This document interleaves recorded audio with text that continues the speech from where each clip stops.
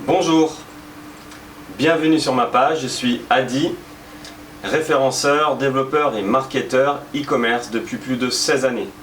J'ai travaillé dans des web agencies, j'ai travaillé chez des éditeurs de logiciels et j'ai travaillé chez des hébergeurs, donc j'ai une vraie culture du digital et surtout une vraie passion pour le e-commerce. Le e-commerce aujourd'hui, c'est super parce que tout le monde peut avoir un site internet ou une boutique en ligne en claquant des doigts. C'est quasiment gratuit, c'est accessible à presque tout le monde puisque vous l'avez vu, vous avez des logiciels, des CMS qui vous permettent de pouvoir prendre en main des logiciels sans avoir aucune compétence technique. Donc clairement, on peut dire qu'aujourd'hui, 2016, nous sommes sur une ère digitale qui est accessible à beaucoup de personnes, d'entreprises, de TPE, d'entrepreneurs et de particuliers. La mauvaise nouvelle, c'est que vous êtes de plus en plus de monde à adopter un site e-commerce ou une boutique ou un site tout simplement normal, blog, etc. Et donc il y a plus de monde. Et comme il y a plus de monde, vous avez vu qu'il n'y a que 10 pages sur la page de Google, en tout cas la première page de Google de résultats.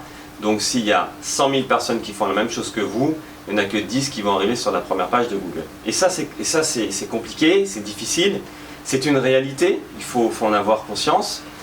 Et donc le growth hacking est né. Le growth hacking c'est quoi? Eh bien ça vient encore une fois toujours pareil des Américains. Ce sont des alternatives au référencement. Parce que aujourd'hui il n'y en a qu'un, c'est Google. C'est lui qui tient les règles et les rênes surtout.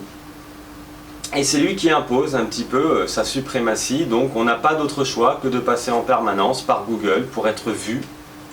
Donc qui dit vu dit générer du trafic, qui dit générer du trafic dit conversion. Alors ça peut être de la conversion via des landing pages, ça peut être de la conversion via de la vente de produits, ça peut être de la conversion via une page de contact. Mais voilà, c'est le cheminement classique, c'est un petit peu pour ça en général qu'on réalise un site internet. Mais voilà, Google, toujours Google AdWords, et puis finalement c'est la carte bleue, c'est la carte bleue, c'est la carte bleue. Donc certains Américains, qui ont toujours une avance tout simplement sur nous, ils ne sont pas forcément plus intelligents que nous, mais bon, il y a une vraie osmose, il y a une synergie aux États-Unis que vous ne trouvez pas ailleurs, qui fait qu'ils se sont dit à un moment, mais attends, on ne va pas tout le temps dépenser, donner de l'argent à Google AdWords, il faut qu'on trouve d'autres solutions pour générer du trafic, pour être vu. Parce que pour être vu, il faut faire de la publicité. Bon. Mais il y a, depuis des années, des nouveaux outils qui sont sortis. On a les réseaux sociaux, on a Facebook, on a Instagram, on a Pinterest, et j'en passe. Donc, tous ces réseaux sociaux déjà, eh bien là, il y a des choses à faire. On peut mener des actions sur les réseaux sociaux qui vont nous permettre de drainer du trafic, gratuit ou payant. Et puis, il y a aussi d'autres actions. Les autres actions, c'est ce qu'on appelle par exemple le scrapping. Le scrapping, c'est quoi? C'est en anglais, c'est en français, c'est l'aspirateur. J'aspire. J'aspire les données d'un site. Alors les données, ça peut être les emails, ça peut être les tarifs, ça peut être beaucoup de choses. Et en aspirant un site, je vais récolter des datas. Ces datas, je vais m'en servir pour pouvoir générer encore une fois du trafic. Il y a d'autres actions. Exemple, du mailing.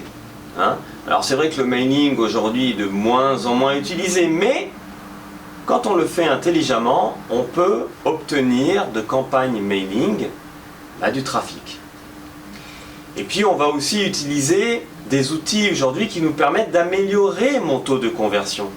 Parce qu'avoir un site c'est bien, générer du trafic c'est bien, mais si les gens font demi-tour sans rien laisser, sans rien acheter, ça c'est pas bien. Et pourquoi c'est pas bien? C'est ça la question qu'il faut se poser. Pourquoi j'ai un taux de rebond de 70%? Pourquoi est-ce que j'ai plein de visites? Je vois que sur mes stats, j'ai 1000 personnes qui sont venues, mais j'ai fait 2 ventes. C'est qu'il y a un problème sur votre site. Oui, mais voilà. Vous, c'est pas votre métier de savoir comment créer un site intelligemment, comment améliorer l'ergonomie d'un site, comment augmenter le taux de conversion. Eh bien, tout ça, on peut le faire aujourd'hui avec des outils qui vont vous permettre, par exemple, de A/B tester une page, ou alors de pouvoir traquer sur une page le comportement d'un utilisateur. Eh bien, le growth hacking, c'est tout ça en même temps.